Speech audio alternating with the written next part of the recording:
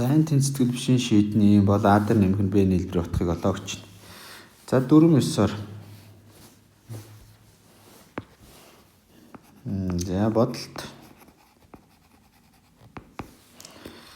Хасах 7-оос 9-ийг 5x-ээс хасах нь 3-1 7.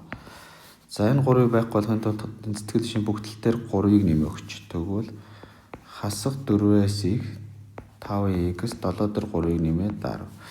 За тэнцэтгэл бишийн хоёр талыг бүх талыг 5 тоогох гэж.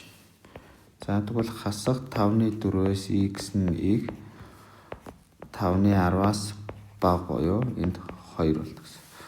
За ингээд А нь хасах 5-ны 4, Б нь 2 болдог. За ингээд бидний А, Б хоёрын нийлбэр нь болохоор хасах 5-ны 4 дээр нэмэх нь за 2 буюу 5-ны 10-аар нь бичиж. За тэгвэл ингээд 5-ны 6 буюу бидний хариу за энэ доош нь 100 бичих юм бол 1 бүхэл 5-ны 1 болно гэсэн. За ингээд бидний хариу B хариу болж байна.